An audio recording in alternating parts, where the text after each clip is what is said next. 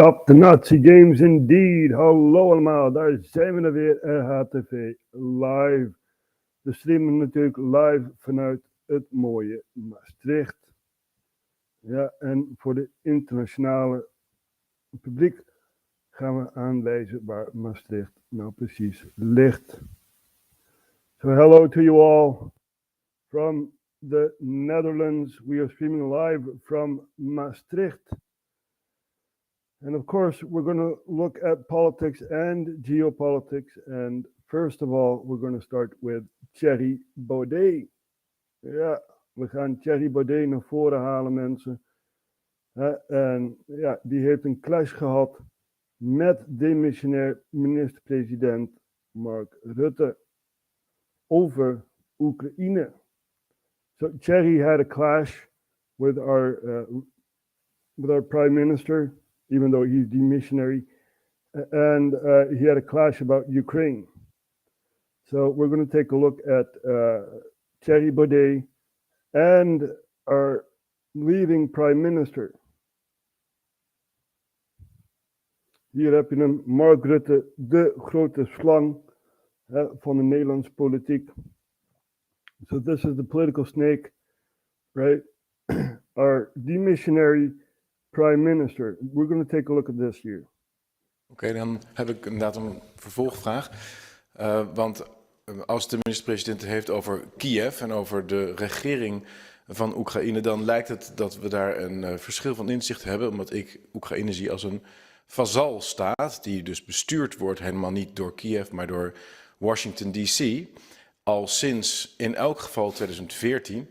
En als de minister-president dat inderdaad niet denkt, ik zie hem ook nee schudden, dan ben ik heel benieuwd hoe hij het uitgelekte telefoongesprek beoordeelt, kort voordat de Amerikanen de staatsgreep pleegden in het Maidanplein in februari 2014, van Victoria Nuland, Jeffrey Pyatt en nog 1 of 2 andere officials over wie er op welke posities zou komen als de staatsgreep in Maidan of op het Maidanplein zou zijn gelukt.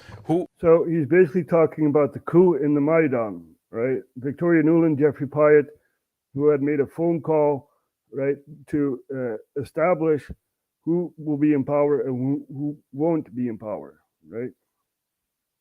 Hoe beoordeelt hij dan zo'n telefoongesprek? Is dat dan toeval? Zijn ze gewoon aan het babbelen met elkaar? Of is er wel degelijk sprake van zeer ingrijpende infiltratie door het Amerikaanse State Department in Oekraïne? Neem ook het bekende verhaal van Biden, waar hij zei dat toen was hij vicepresident onder Obama. Hij kwam daar, hij zei over een paar uur moet die prosecutor ontslagen zijn. Dat was die prosecutor die de corruptie rondom de zoon van Joe Biden wilde onderzoeken, Hunter Biden, die heel erg veel geld bij Burisma verdiende. Allemaal hele schimmige constructies waar al die kinderen van die Amerikaanse hoge politici allemaal heel veel geld verdienen aan Oekraïne. Hoe beoordeelt de minister-president al dit soort voorbeelden, al dit soort bewijzen die door... So he was also talking about Joe Biden, who bragged about Ukraine, right, firing a prosecutor that was looking at Burisma Holdings, which was, one of the companies that Hunter Biden had put his hands in. Critici worden aangedragen, die natuurlijk allemaal uit de Nederlandse pers blijven, maar die wel gewoon feitelijk kloppen. Waaruit blijkt dat er een zeer grote overlap is, om niet te zeggen infiltratie, door de Amerikaanse buitenlandse politiek in Oekraïne. Hoe beoordeelt hij dat? Ja, voorzitter, als je natuurlijk een hand zand in het water gooit, dan wordt het allemaal troebel.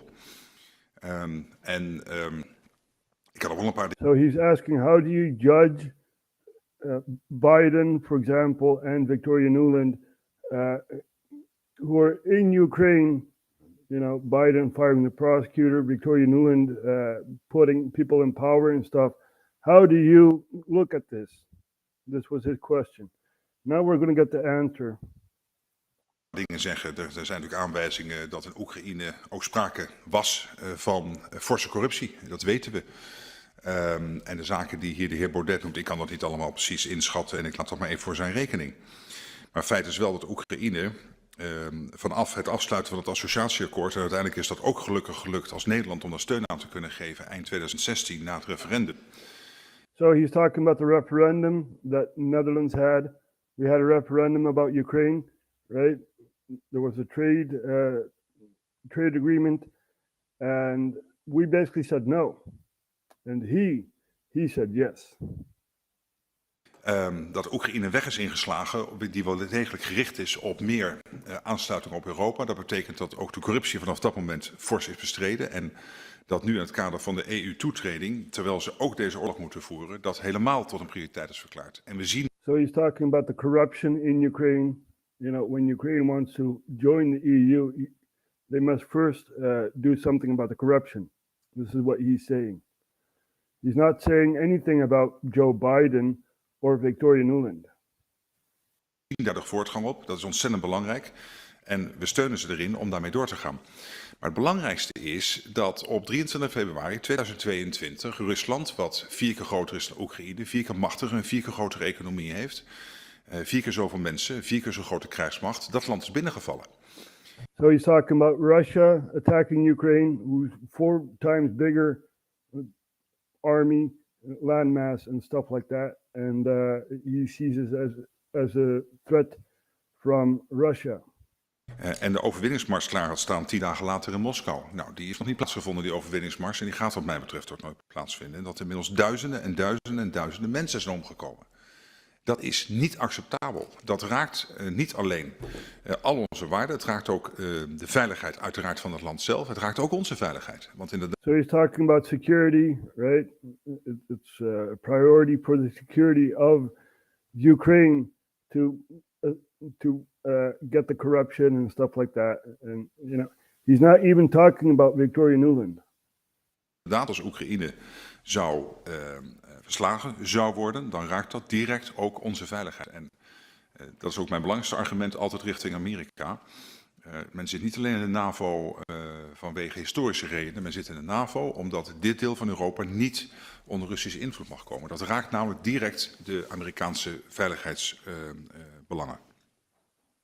Ja, dit is.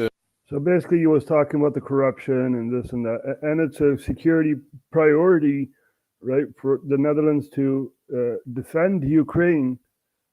Otherwise, Russia would steamroll over and get the rest of Europe. Een antwoord dat op geen enkele manier relateert aan mijn vraag. Dus ik zal hem nog een keer op een andere manier stellen. De minister-president zegt als antwoord op mijn vraag over hoe hij nou het pad naar vrede of overwinning van een van beide partijen ziet, dat dat bij Kiev ligt. En mijn vraag in reactie daarop is, in hoeverre is het realistisch, is het serieus om te doen alsof er zoiets bestaat als een soevereine regering in Kiev, nu we weten uit talloze voorbeelden, bijvoorbeeld de uitgelekte telefoongesprekken van Victoria Nuland met Jeffrey Pyatt over wat er zou moeten gebeuren nadat het State Department de macht zou hebben overgenomen in Oekraïne in februari. So he's basically talking about Victoria Nuland and Jeffrey Pyatt, controlling Ukraine. And the demissionary prime minister, the biggest snake in Dutch politics, says, no, it's a conspiracy theory.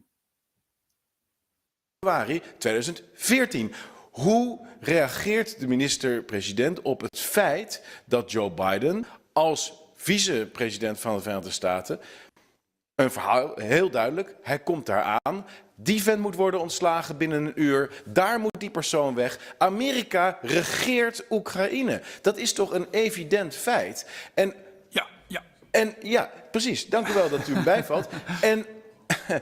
En dus, daarom is mijn vraag relevant, en dus is het een schimmenspel, is het een poppenspel, is het schijn om te zeggen, oh, dat ligt bij Oekraïne. Het ligt bij Oekraïne zelf. Oekraïne zelf gaat over de terms van de negotiation.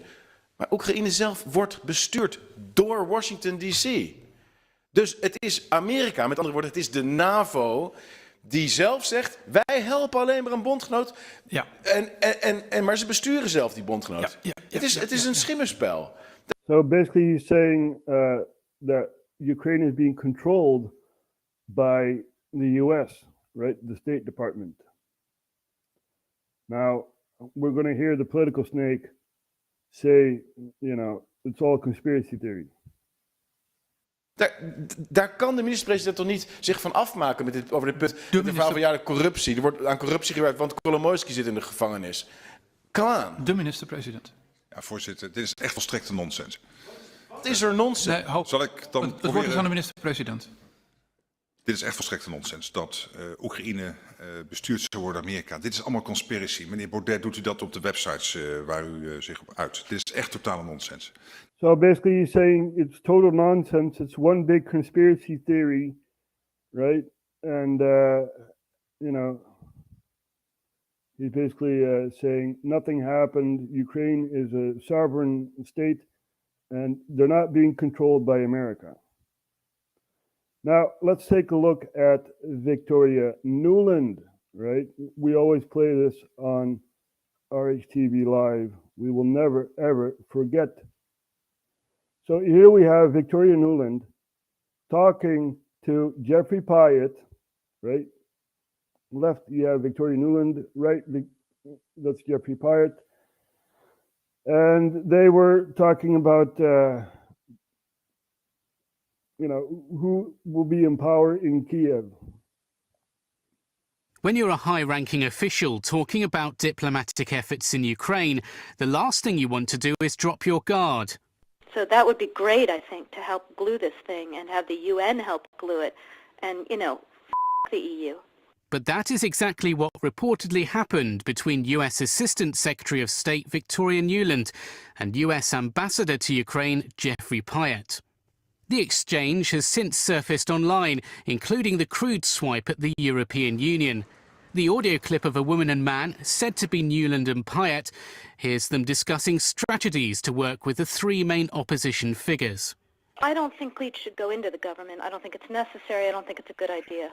In terms of him not going into the government, just let him sort of stay out and do his political homework and stuff. I'm just thinking in terms of sort of the process moving ahead, we want to keep the moderate Democrats together. The problem is going to be Tony Book and his guys. And, I'm sure that's part of what Yanukovych is calculating on all of this. I think Yats is the guy who's got the economic experience, the governing experience. He's the guy, what he needs is Kleitsch and Tony Book on the outside. He needs to be talking to them 4 times a week. I just think Kleitsch going in. So here we have the State Department, right, deciding for Ukraine who will be in power. And our Prime Minister, the missionary Prime Minister, says it's all a conspiracy theory. He's going to be at that level working for Yatsenyuk. It's just not going to work. There is a suggestion for Nuland to contact Klitschko directly to play to his top dog sensibilities, while Nuland refers to getting the United Nations involved in a political solution. And that's where the unfortunate comment arises. I'm obviously not going to comment on private diplomatic conversations. Oh, you're not going to comment on private diplomatic conversations. Yet you impeach Donald Trump for, calling up Zelensky. This is really happening, people. Hier hebben we dus Victoria Nuland, die wordt geconfronteerd over het telefoongesprek. En dan zegt ze, ja, dat zijn diplomatische dingen, hier praten we niet over. Maar we kunnen wel Donald Trump impeachen, zodat hij weinig macht heeft in het Witte Huis. En dat kan wel. Ja? Maar dit is allemaal één rare complottheorie volgens onze demissionaire president, minister-president Mark Rutte. Yeah. And we also heard Jay mention Joe Biden, right? Who brags about Ukraine firing a prosecutor. Ja, we hebben ook beelden van Joe Biden die gewoon opschept dat hij een procureur-generaal heeft ontslagen in Oekraïne. Ja, Die zei van nou, als je binnen 6 uur tijd niet doet wat ik wil, gaan we vandoor met het geld.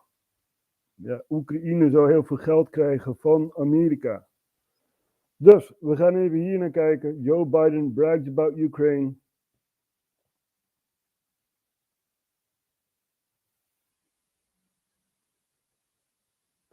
In 2006, Ukrainian Prosecutor General Viktor Shokin, in his investigation of corruption involving Burisma Holdings, a natural gas company, identified Hunter Biden as a recipient of over $3 million from the company.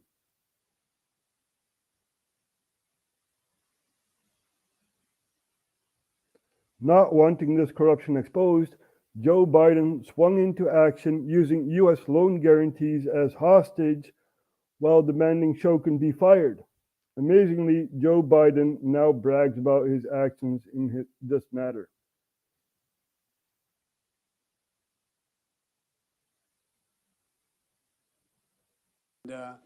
I remember going over convincing our team, or others, to convincing us that we should be providing for loan guarantees. And I went over for, I guess, the 12th, 13th time to Kyiv, and I was supposed to announce that there's another $1 billion loan guarantee.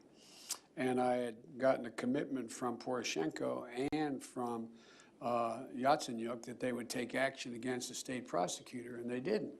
So they said they were walking out to press conference. I said, no, I said, we're not going to give you the $1 billion. They said, you have no authority. You're not the president. The president said. I said, call him. I said, I'm telling you, you're not getting the $1 billion. I said, you're not getting the $1 billion. I'm going to be leaving here. And I think it was, 6 hours? I said, I'm leaving in 6 hours.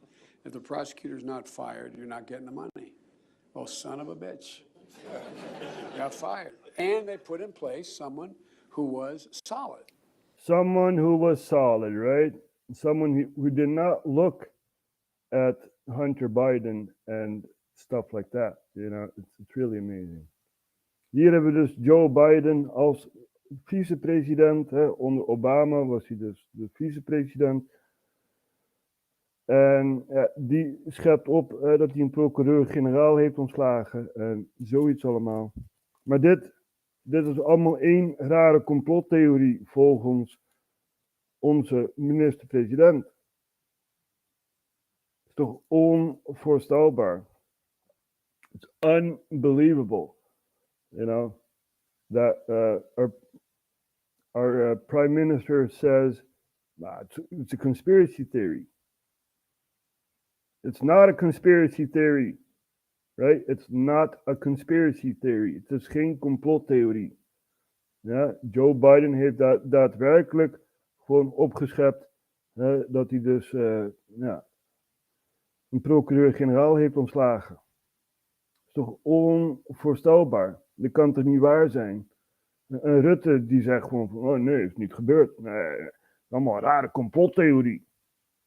Complottheorie.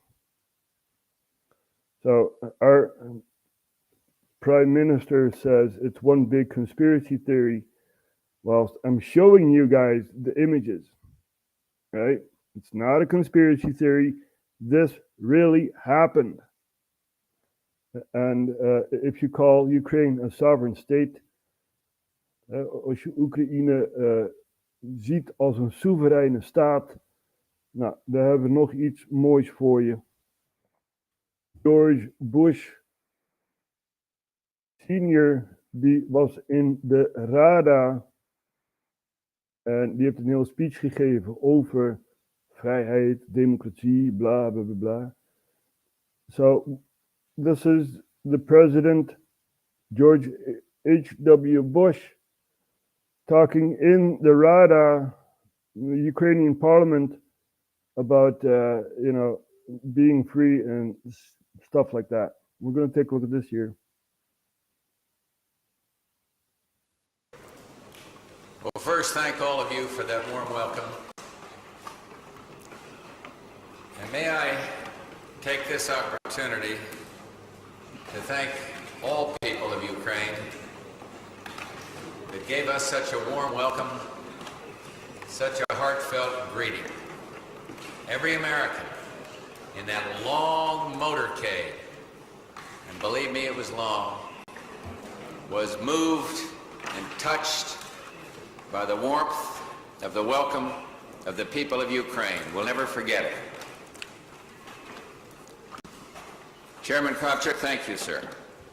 And to the deputies of the Supreme Soviet, may I salute you, members of the clergy that are here, members of the diplomatic corps, representatives of American pharmaceutical and healthcare corporations, who I understand are with us today, and distinguished guests all.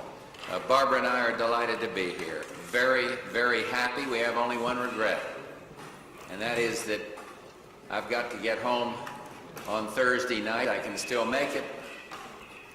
The reason is our Congress goes out tomorrow, finishes their session they're in now, and I felt it was important to be there on that last day of the final session. This beautiful city brings to mind the words of the poet Alexander Dovchenko. The city of Kiev is an orchard. Kiev is a poet. Kiev is an epic. Kiev is history. Kiev is art. Centuries ago, your forebears named this country Ukraine, or frontier, because your steppes linked Europe and Asia. But Ukrainians have become frontiersmen of another sort. Today, you explore the frontiers and contours of liberty. Though my stay here, as I said, is far too short, I've come here to talk with you and to learn. And for those who love freedom, every experiment in building an open society offers new lessons and insights. You face an especially daunting task. For years, people in this nation felt powerless, overshadowed by a vast government apparatus, cramped by forces that attempted to control every aspect of their lives. Hey, that sounds familiar. Control every aspect of your life. Well, that's what the European Union is doing, right? But when I show this to the Prime Minister, he's like, you are a conspiracy theorist. What? I just showed you the images, right? When I tell that the Mujahideen was formed by Zbigniew Brzezinski, it's a conspiracy theory according to our demissionary Prime Minister. But we have images, right? We got images. So we're going to show this again. God is on your side. Ja, mensen. Hier hebben we Zbigniew Brzezinski, die dus de Mujahideen heeft gevormd in Pakistan. Ja, we gaan even hier naar kijken.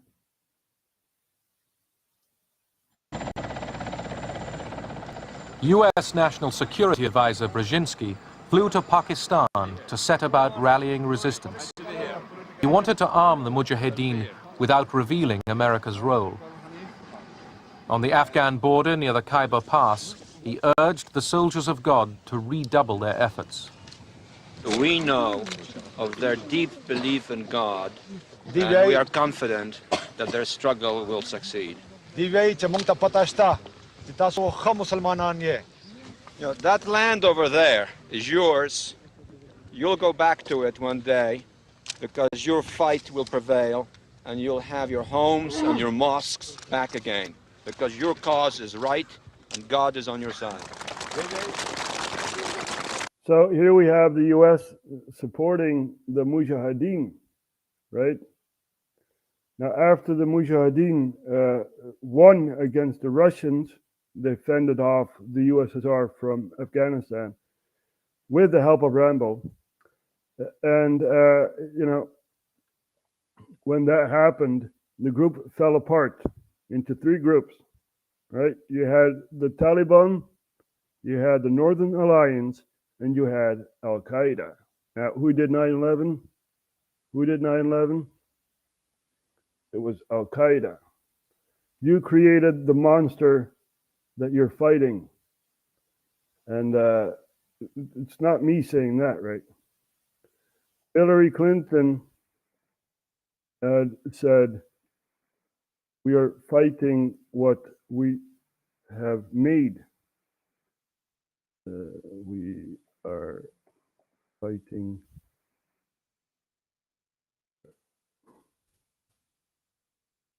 We funded the people we are fighting today. Let's take a look at this here.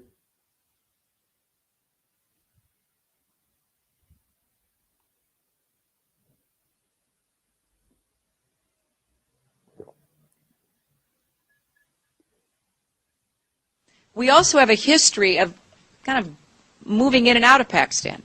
I mean, let's remember here, the people we are fighting today, we funded 20 years ago. And we did it because we were locked in this struggle with the Soviet Union. They invaded Afghanistan, and we did not want to see them control Central Asia. And we went to work. And it was President Reagan in partnership with the Congress, led by Democrats, who said, you know what, sounds like a pretty good idea. Let's deal with the ISI and the Pakistani military, and let's go recruit these mujahideen. And let's get some to come from Saudi Arabia and other places, importing their Wahhabi brand of Islam so that we can go beat the Soviet Union. And guess what? They retreated. They lost billions of dollars, and it led to the collapse of the Soviet Union. So there's a very strong argument, which is, wasn't a bad investment to end the Soviet Union, but let's be careful what we sow because we will harvest. So we then left Pakistan. We said, okay, fine, you deal with the stingers that we've left all over your country. You deal with the mines that are along the border. And by the way, we don't want to have anything to do with you. In fact, we're sanctioning you. So we stopped dealing with the Pakistani military and with ISI, and we now are making up for a lot of lost time. So there you have it, right? Hillary Clinton testifying, saying, we created Al-Qaeda. We created all these jihadi groups. But this is one conspiracy theory that our prime minister says, you know, it's not true. Not true. Ja, het is één grote rare complottheorie als je zegt dat Amerika hun eigen vijand heeft gecreëerd. Yeah. So we're going to take a look at Thierry again and see what he has to say about the war raging in Ukraine. Voorzitter, we spreken vandaag over de staat van de oorlog in Europa. En dat is mooi. Een algemeen debat over een groot en zeer belangrijk onderwerp, waarin we hopelijk met elkaar kunnen uitzoomen en ons kunnen afvragen waar we nu eigenlijk mee bezig zijn. Want de situatie is urgent en ongelooflijk gevaarlijk.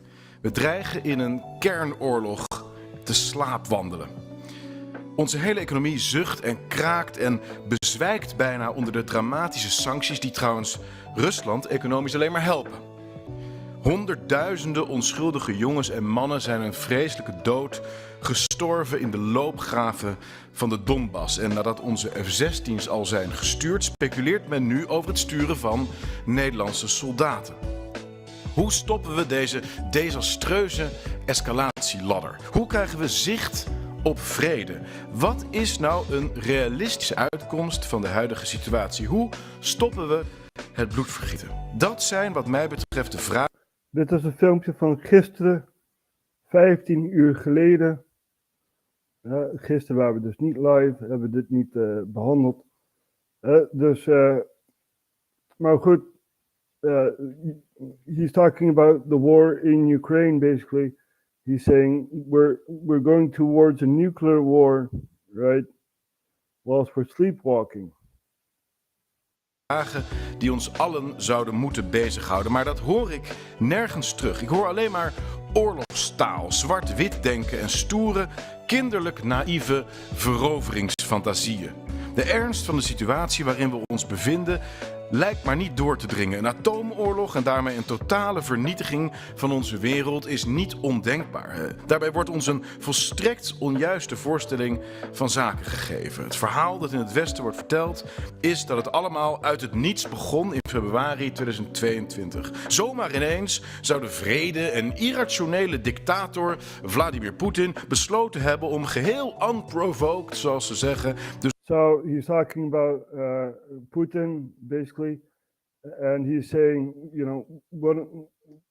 Putin just woke up and said, "I want to invade Ukraine." This is the narrative that the West, that Europe and America is holding on to. Dus zonder enige aanleiding het vreedzame bloemetjesland Oekraïne binnen te vallen. Zijn ambitie zou zijn om de Sovjet-Unie van weleer terug te brengen. Of liever nog, om door te stoten naar Berlijn en Amsterdam en van daaruit, zoals de minister-president het laatst nog zei, Europa als lanceerplatform te gebruiken om ook Amerika aan zijn machtslust te onderwerpen. Niemand zou veilig zijn voor de krankzinnige moordzucht van deze vleesgeworden duivel. Hij zou in feite de oorlog hebben verklaard aan heel de westerse beschaving, aan heel de mensheid, aan heel de planeet. Geen offer is daarom te groot om hem te stoppen. Rusland moet worden verslagen en Poetin moet van de troon worden gestoten. Anders zou de wereld nooit vrede kennen, nooit veiligheid kennen, nooit verder kunnen met de vooruitgang. Dat is wat heel de dag te horen is in de gehele westerse wereld. Maar voorzitter, terwijl je continu hoort praten over Kremlin-propaganda, is juist dit. So he's talking about what the prime minister had said, basically that Russia is attacking Ukraine and will go further on to Europe, right? Sprookjesverhaal over de krachten der duisternis en de krachten van het licht. Pure, onversneden propaganda. NAVO-propaganda, die tot mijn verbijstering, net als tijdens COVID trouwens, door de hele mainstream pers, over de hele linie wordt nagepraat. Door alle columnisten, alle zogeheten veiligheidsexperts. Het is werkelijk ongelooflijk, maar zo eenzijdig is helaas echt de maatschappelijke discussie. En wat zijn ondertussen de feiten? Allereerst dat de oorlog zeker niet begon in februari 2022. De oorlog begon ook niet in 2016, toen het associatieverdrag, weet u nog, in weerwil van de uitslag van het referendum toch werd getekend. Nee, al in 2014 was de oorlog in volle gang, toen de Verenigde Staten en de Europese Unie samenspanden om de toenmalige president van Oekraïne, Janukovic, te verjagen en een gewelddadige revolutie organiseerden op het Maidanplein, waarna de CIA maar liefst 12 militaire bases bouwde nabij de Russische grens, diverse biolabs installeerde en bombardementen op het oostelijk deel van Oekraïne hielp. So he's talking about what the US has built in Ukraine, biolabs and CIA blackout sites and stuff like that. Ja. Dit gebeurt echt, hè. Dit is de frame van realiteit, mensen. Ja, dus we gaan zo naar Victoria Nuland alweer. En ja, die heeft het over de biolabs in Oekraïne. Organiseren. Ik zie de Europarlementariërs Hans van Balen en Guy Verhofstadt nog daar staan op dat plein. Stel je voor dat Medvedev hier zou komen om de boeren op te zwepen. Of dat Xi Jinping naar de gele hesjes zou gaan in Parijs om te zeggen dat ze de macht moeten overnemen. Onvoorstelbaar in normale internationale betrekkingen. Maar het Westen permitteert zich dat gewoon en is dan ook nog verbaasd dat Rusland boos wordt. En nee, ook dat was trouwens niet eens het begin. Het conflict was al in volle gang toen de NAVO in 2008 verklaarde dat Oekraïne lid mocht worden. Stel je voor dat Rusland een militair bondgenootschap zou aangaan met Mexico nadat Rusland eerst een gewelddadige coup heeft geïnitieerd in dat land. So he's talking about what if Russia would install a government in Mexico after having a very violent coup. America would not, sit back and say we're going to do nothing. Iedereen begrijpt dat dat pure provocatie is. Dat zou de VS nooit over zijn kant laten gaan. Maar van Rusland verwachten we dat het allemaal maar normaal is. 4 jaar daarvoor trouwens, in 2004, had het Westen ook al een kleurenrevolutie georganiseerd in Oekraïne om het echtpaar Yushchenko, protégés van het Amerikaanse ministerie van Buitenlandse Zaken, aan de macht te helpen. Dus al zeker 20 jaar probeert het NAVO-blok voet aan de grond te krijgen in Oekraïne en dat land in te zetten in een strijd tegen Rusland. Een strijd die vanzelfsprekend gevoerd wordt met laster en haatzaaierij over Poetin, een eindeloze, overigens ook steeds karikaturaler wordende stroom bizarre aantijgingen, maar die feitelijk voortkomt, die strijd, uit de geopolitieke theorievorming van Halford Mackinder, Nicholas Spikeman en later Zbigniew Brzezinski. De gedachte is dat het tegen elkaar uitspelen van Duitsland als machtigste land van West-Europa en Rusland als machtigste land van Oost-Europa cruciaal is voor de Atlantische, dat wil dus zeggen voor de Britse en Amerikaanse machtspositie op het wereldtoneel. Zolang Duitsland en Rusland elkaar bestrijden, kort gezegd, kan Amerika heersen. Zie daar de geschiedenis van de 20e eeuw. De Eerste en Tweede Wereldoorlogen, de Koude Oorlog en nu de oorlog in Oekraïne. Daar komt het allemaal vandaan. Dat is waarom dit gebeurt. Een spel om hegemonie, een strijd om planetaire dominantie. Alleen de wereld verandert. Wat voorheen misschien werkte, werkt nu niet meer. De machtsbalans verschuift. En terwijl de Verenigde Staten economisch, cultureel, qua volksgezondheid, criminaliteit en etnisch conflict in een vrije val terecht zijn gekomen, gloeit deze stervende zon als een supernova op en kenmerkt zich door wereldwijde oorlogszucht met een averechts effect. Dus zelfs als je niet het Europese, maar het Atlantische belang centraal stelt, zou je nog tegen deze oorlog moeten zijn, zoals heel veel Oekraïners trouwens ook zijn. Sterker, er lag al na enkele weken een vredesakkoord totdat Boris Johnson als loopjongen van Amerika naar Oekraïne reisde om te zeggen dat het bloedvergieten moest doorgaan. U bent door uw tijd heen, punt. Maar mijn verhaal is nog niet helemaal af. Dat vreesde ik al. Mevrouw Bikker heeft een vraag aan u. Voorzitter. So basically, he wasn't done with the speech yet, and his time is expired, you know. So, and you know, it's a very, very important speech here, but yeah, it's all one big conspiracy theory, according to our prime minister. Ik heb geluisterd naar de heer Baudet en zo langzamerhand gedurende zijn betoog dwaalde mijn gedachten af naar een verre voorganger, ambtsgenoot van de heer Baudet, een Kamerlid van de CPN. En de defensiebegrotingbehandeling destijds en hoe staatssecretaris Piet de Jong, de latere minister-president, daar sprak. Dat hij moest denken aan dat moment van die trotse moeder die naar de nieuwe recruten keek, die voorbij liepen en zei: ze lopen allemaal uit de maat, behalve onze Gerrit. En eerlijk gezegd vond ik dat nu wel van toepassing. So basically, she was saying that there was a time where mothers were looking at people, you know, and saying, "Hey, that guy over there, he's not marching." Dat is een mooie. Dat is een mooi voorbeeld van inderdaad, ja, Gerrit was een geniaal mens, dat moet gezegd. Maar laat mij één ding.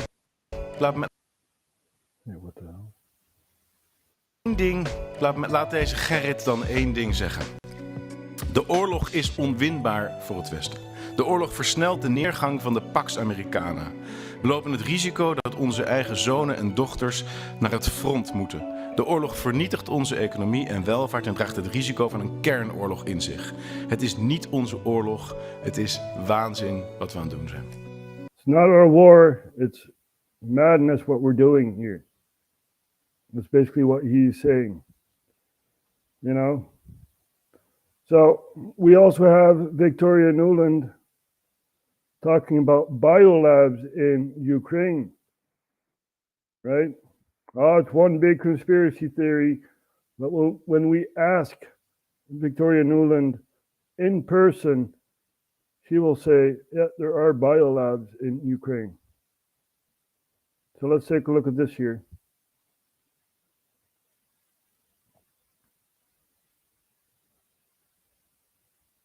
chemical or biological weapons? No, wait. Eerst even laden. Zo. Ukraine have chemical or biological weapons? Ukraine has biological research facilities, which, in fact, we are now quite concerned Russian forces may be seeking to gain control of. So we are working with the Ukrainians on how they can prevent any of those research materials from falling into Russian hands. Falling into the hands of Russian forces should they approach. What I think got... So when I say, right, that there are biolabs in Ukraine, I'm a conspiracy theorist. Whilst we have Victoria Nuland saying that there are biolabs in Ukraine. What? I don't understand this. Onze minister-president die zegt, er zijn helemaal geen biologische laboratoria in Oekraïne. Nee, dat is een rare complottheorie. Ja? Maar als Victoria Nuland het zelf zegt, ja, dan moet je toch gaan geloven dat er wel biolabs, laboratoria zijn in Oekraïne. Ja. So this is all happening, right? It's one big conspiracy theory, according to our prime minister, demissionary prime minister. So, yeah, it's really a disgrace. A disgrace. Now, a while ago, about 2-3 years ago, we talked about Haiti, right? The Clinton Foundation and stuff like that, you know? And it was all seen as a conspiracy theory, right? But if we look at Russell Brand, you'll see that we were right on the mark at RHTVLive.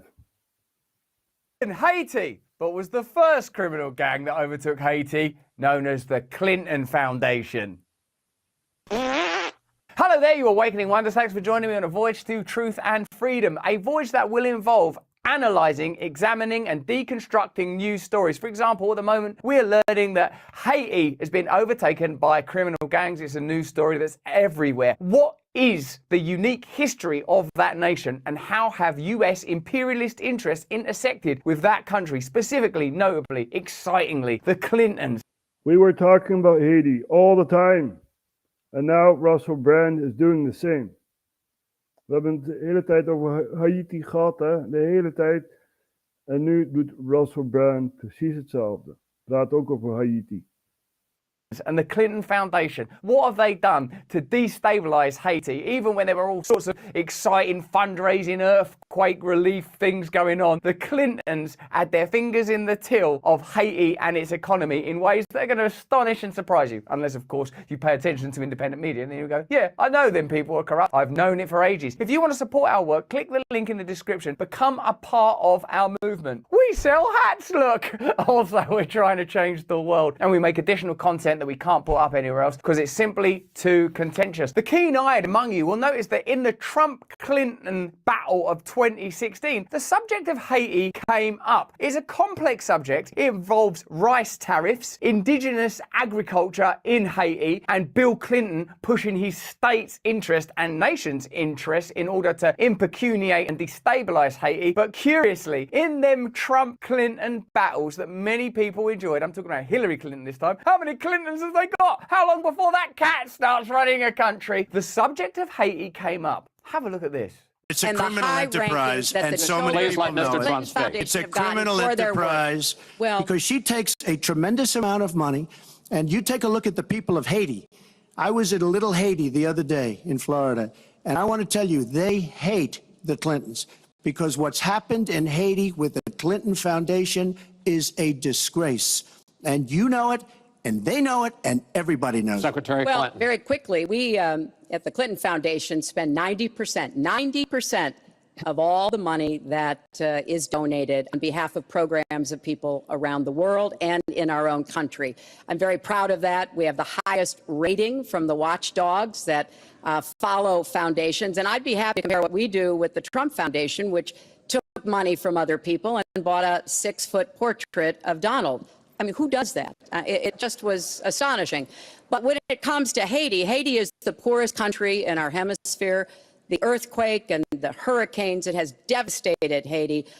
Bill and I have been involved in trying to help Haiti for many years. And what incredible help it has been. In microcosm there, you can see perhaps what's happened to the United States of America in the last few years, where Hillary Clinton jibes about Trump acquiring a portrait, while the Clinton Foundation's involvement in Haiti is indeed rather dubious. The fact that Bill Clinton participated in the crippling of their indigenous agriculture, and in particular their rice production, in order to facilitate profits for US domestic rice growth, is a further deception that's been practiced on the nation of Haiti. And now that that country has collapsed and is run by, you know, in some people's rhetoric, criminal gangs. But what is a criminal gang, really? What is a criminal? What is a crook? And who is crooked? Let me know in the chat. The Clinton Foundation raised $30 million to help Haiti after the catastrophic earthquake and all of the terrible problems the people there had. We've done things to help small businesses, agriculture, and so much else. And we're going to keep working to help Haiti because it's an important part of the American They don't want you to help. They don't want you to help. Thankfully, though, there are liberal benefactors and philanthropists like George Soros on hand to help Haiti. And is giving away his billions now with the same determination that he made them in places like Haiti, a country that has less money in the bank than he does. Last month, he brought the First Lady with him.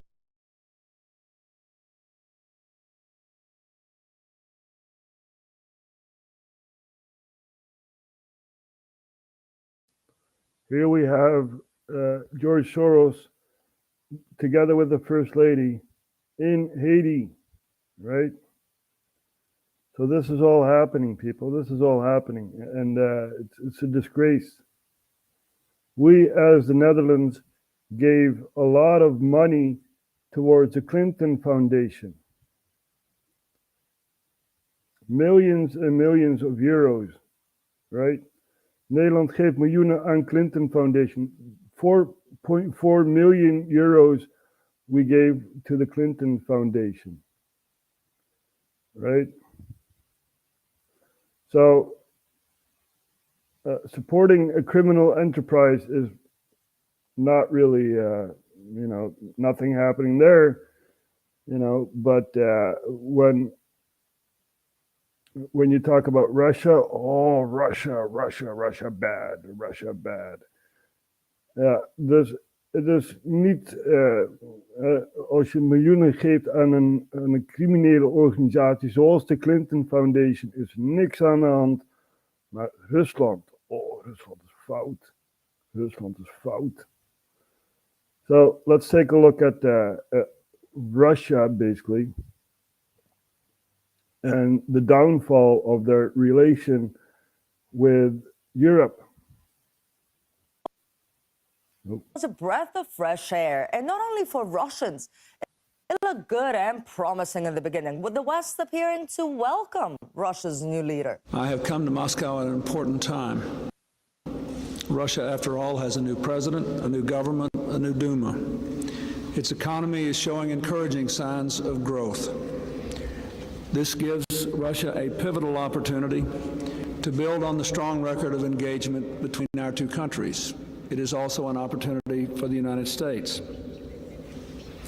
I welcome President Putin's interest in building a Russia that enjoys the enduring strength of a stable democracy. They evidently liked what he had been saying, and they were eager to engage. President Putin went on to define his vision. If only the West had listened. Instead, they went on to prove that they only support those who follow them blindly.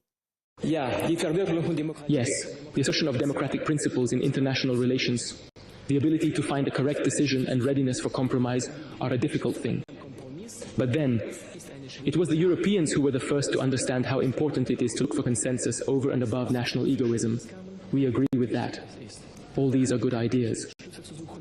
It seemed just recently that a truly common home would shortly rise on the continent, a home in which the Europeans would not be divided into Eastern or Western, Northern or Southern. Today we must say once and for all, the Cold War is done with. We have entered a new stage of development. We understand that without a modern, sound and sustainable security architecture, we will never be able to create an atmosphere of trust on the continent, and without that atmosphere of trust, there can be no united greater Europe. Back then, Vladimir Putin was optimistic about Russia's relationship with the West. We'll see what he had to say about this assessment in hindsight. But for now, let's stay in the early 2000s. That's when the Russian leader even considered joining forces with NATO. Russia is part of the European culture. And I cannot imagine my own country in isolation from Europe and what we often call the civilized world. So it is hard for me to visualize NATO as an enemy. I think even posing the question this way will not do any good to Russia or the world. The very question is capable of causing damage. We are open to equitable cooperation, to partnership. Even Joe Biden, a senator at the time, was singing his praises, saying that no Russian leader since Peter the Great has cast his lot as much with the West as Putin has. Well, it was all good as long as Russia's leader didn't interfere in international affairs, it seems. With the Warsaw Pact long dissolved and Soviet-era bases closed, Moscow was seemingly playing along and was expecting its partners to do the same.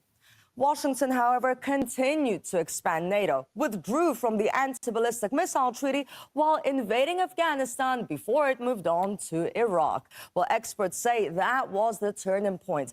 Russia was adamant that these developments required, let's have a look here, they required a political settlement. And they emphasized that the situation could only be resolved through international cooperation through the Security Council and in compliance with the UN Charter. We stand for resolving the problem exclusively through peaceful means. Any other option would be a mistake. It would be fraught with the gravest consequences. It will result in casualties and destabilize the international situation in general. Well, we all know what happened there, a total and utter disaster. The West continued to ignore Vladimir Putin's warnings while withdrawing from yet another treaty, this time on nuclear arms reduction. The big picture was looking very suspicious. Let's not forget that one of Putin's main issues from the get-go was for the West to stop expanding NATO eastwards.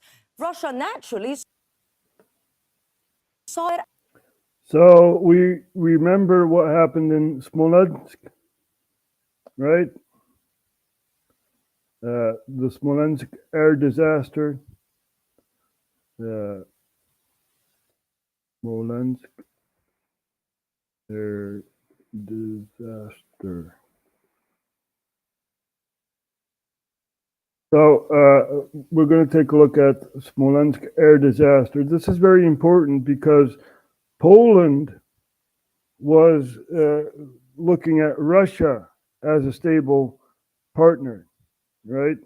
You had a Polish cabinet who were pro-Russian, and they went to Russia and they had a disaster, basically. Yeah, Smolensk air disaster. There you go. Poland scraps probe into 2010 air crash that killed the president. Yeah. Nothing happening here. Nope, nothing happening here. But when this happened, right, there were new elections in Poland and a pro-European approach was taken by Poland. After this, Poland joined the NATO, right? So are we paying attention? I am.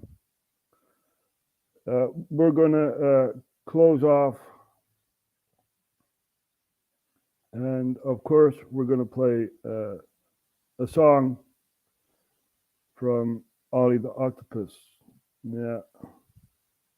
Dus letten we op, mensen. Ik ben wel aan het opletten.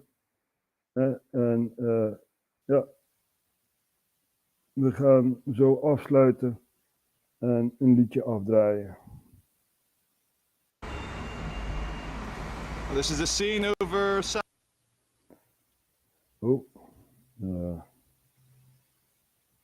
London. I'm here in Fulham. It's the 10th of August, and look what we have flying around. Strangely enough, if that bus will get out of the way. We will never ever forget the London riots, right? How'd you make your hair so silky, Boris? Salon selected. Let Boris speak. Let Boris speak. I just want to say thank you to everybody who's come out here today to volunteer to help clean up the mess of last night. Thank you. You are the true spirit of this city. And you are a political snake. Because of you, there is no peace between Ukraine and Russia. In the streets of London, the peace has been disturbed. Fires burning everywhere, the language of the unheard. There's a generation thwarted with no ownership and pride, and fat cats with bellies as wide as the rich and poor divide. A broken social contract, bottom up austerity. Oh, we can condemn it, but we're paying attention now, aren't we?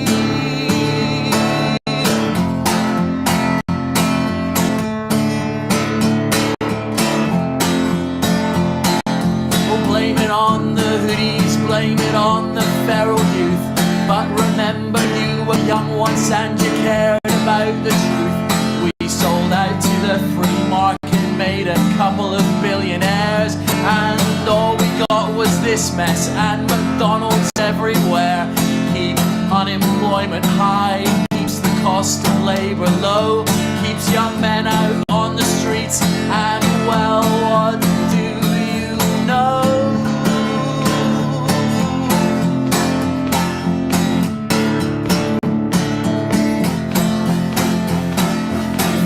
Down to Dixon's, you can take some stuff for free. You can get an Apple Mac and a high-def TV. But if you work in Canary Wharf in a bank too big to fail, there's much better looting going on, and you don't have to go to jail. Steal from a generation for the pockets of a few. But it can only go so far, and you're paying attention now, aren't you?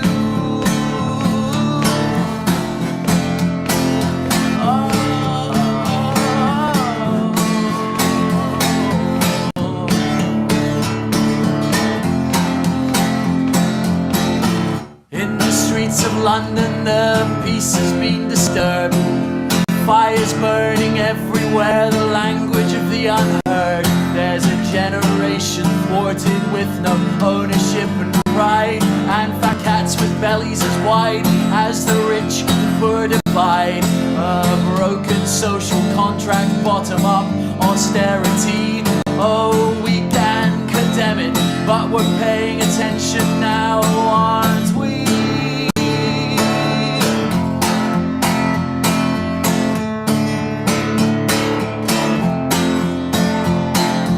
Blame it on the hoodies, blame it on the feral youth.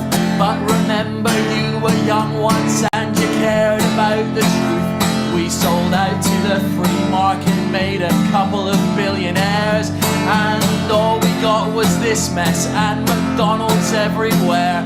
Keep unemployment high, keeps the cost of labour low, keeps young men out on the streets, and well, what do you know?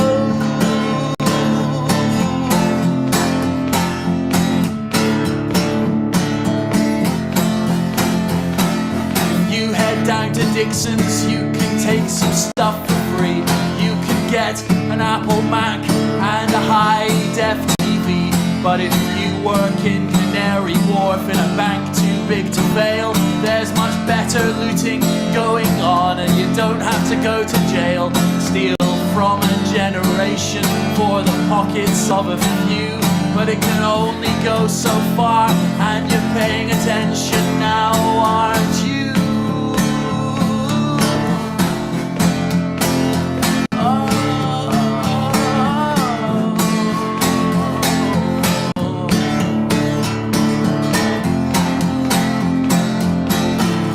Are we paying attention? Well, I am.